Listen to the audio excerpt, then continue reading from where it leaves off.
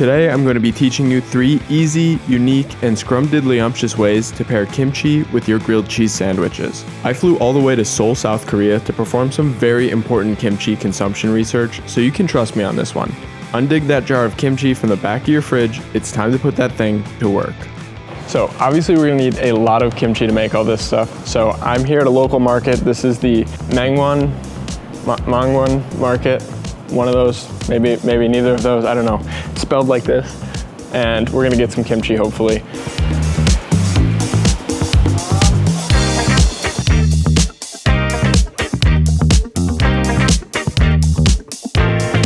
So a kilo of cabbage kimchi is 10,000. We're getting half a kilo of the green onion, so that's another 12,000. And then the cucumber kimchi, 3,000 each, so 16, 18, 28, I think. 감사합니다. It's like 2 kilos of kimchi, so like 5 pounds. That might be enough. It's what? The total of that was 28,000, which is like $20 about for 2 kilos of kimchi. I mean, this is a big bag. So I think most people are just familiar with cabbage kimchi in the US, but in Korea you can get tons of kimchi. Pretty much any vegetable can be kimchied. I think this place over here actually has octopus kimchi. I'm not sure if it's considered kimchi or not, but there was definitely octopus tentacles in there. I've got 2 kilos of assorted kimchi here. I just got 3 kinds. So let's see what we can make. So the 3 types of kimchi I ended up getting were the classic cabbage kimchi, some green onion kimchi, and then some cucumbers that were stuffed with green onion kimchi. I kind of just got the cucumbers because they looked pretty goofy, but the other 2 I'm going to be using in my recipes in this video. I've actually never seen green onion kimchi in the US before, so there's a good chance you won't be able to find that, but you can 100% just use cabbage kimchi in these recipes without any problems. I promise. Actually, I can't promise that you won't have any problems because I'm sure you do actually have a lot of problems. I'm just talking about eating kimchi here, so try not to generalize too much. So just a reminder, I'm going to be showing you 3 different ways to pair kimchi with your grilled cheese sandwiches in this video, and the first thing I'm going to teach you is how to put kimchi on a grilled cheese. We're starting basic. So yeah, the easiest way is to literally just put kimchi on your grilled cheese sandwich, but you don't need a recipe for that. You just put the kimchi on your grilled cheese sandwich.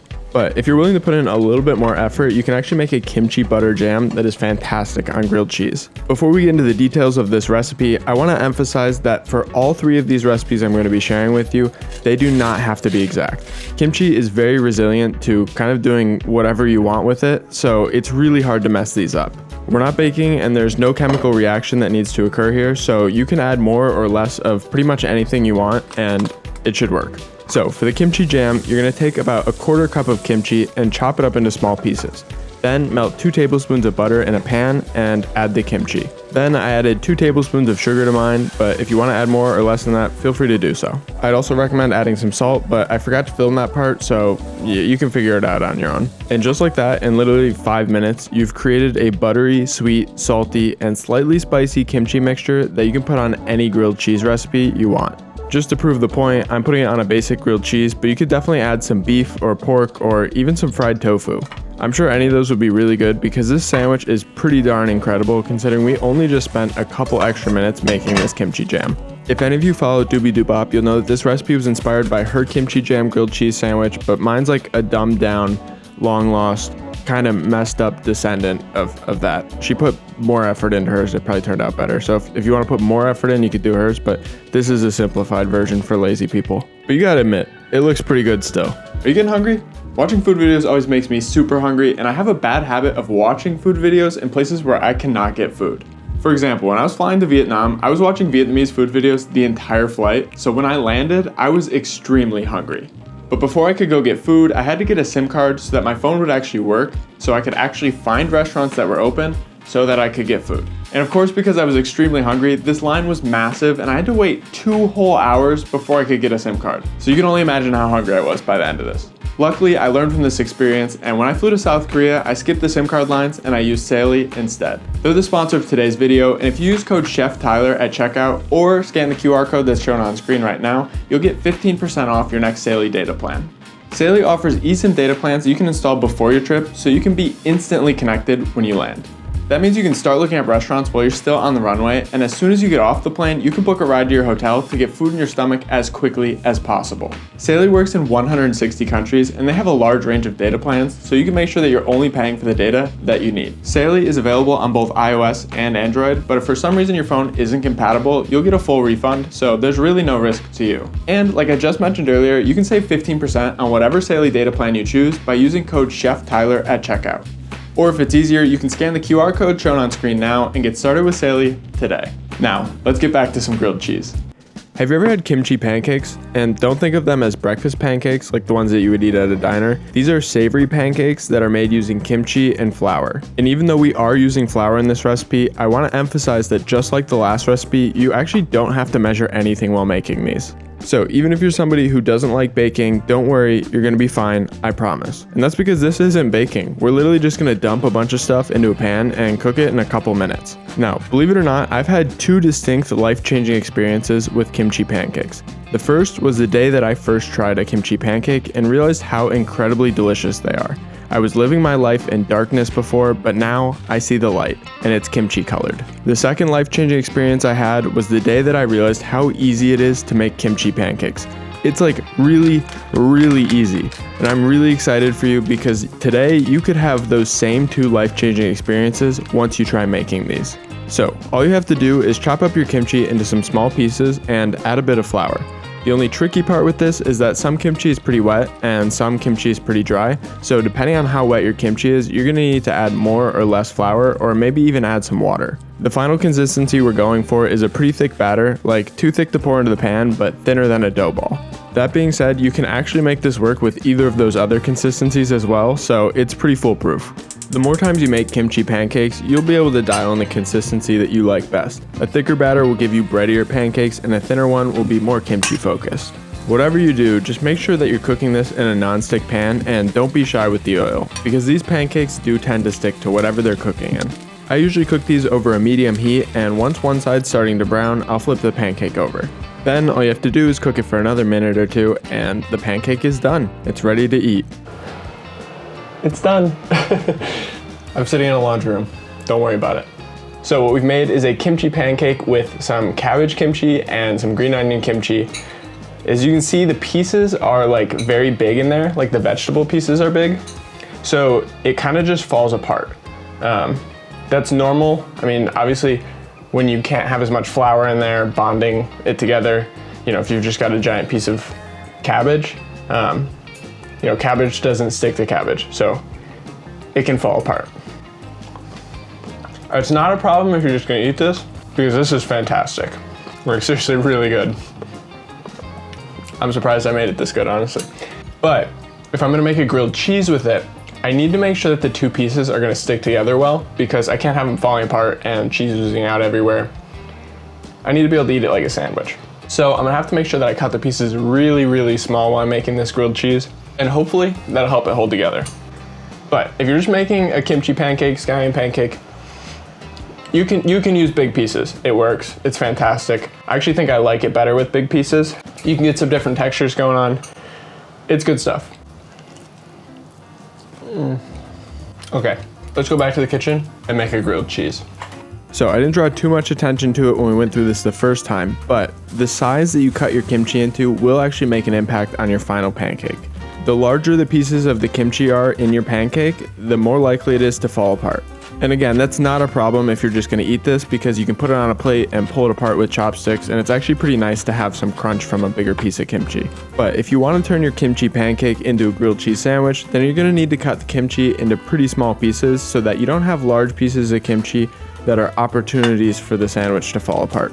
You can think of the flour in this recipe as glue, and the more opportunities you have for the glue to fill the cracks of the kimchi, the stronger the pancake is going to be overall. You technically could even put your kimchi in a blender and you would achieve pretty much a normal pancake, like breakfast pancake consistency with your kimchi pancake, but I left my pieces small, so there's still going to be some texture, but it'll hold together well. But overall, this process is pretty much identical to the first one. We're just mixing the kimchi with flour until we get this like loose mashed potato texture, and then we're frying it in a pan with oil and yeah, cooking it until it's done.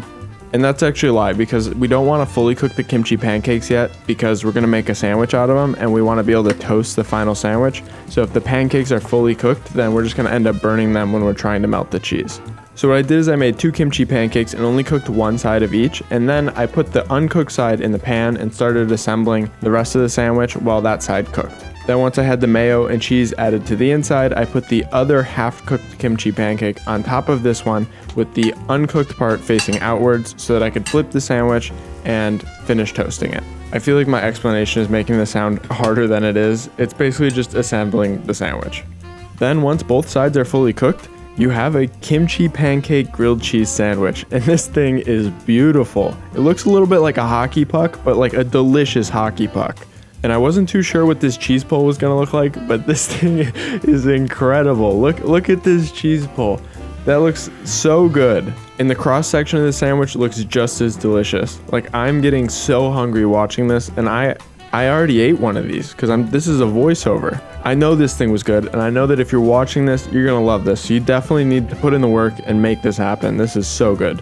Kimchi pancake grilled cheese sandwich. This is gonna be good. The flavors are there, so you can really taste the green onion, you can really taste the kimchi, the chili peppers, and the cheese is a really good pairing for all of those. So I really like that. A criticism though, is that because the cheese is touching the inside of both pancakes, it's a little on the soggy side. If you're eating just a regular kimchi pancake, both sides are nice and crispy, so overall it's kind of crispy. This one's only like a little crispy, a little soggy. I can look past that though, because this is really good.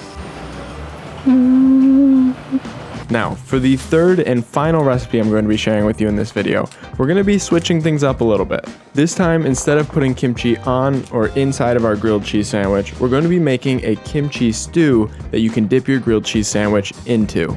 Another thing that's really cool about this dish is that it's normally cooked in the pot that it's served in, which makes this honestly very dish friendly. You've only got to wash one bowl after this. It's pretty cool. So hopefully you're not getting sick of hearing me say this, but again, you do not have to measure anything for this. This recipe is actually probably one of the most flexible out of all 3 of these. You can pretty much put anything you want in here, but I'm gonna tell you what I did.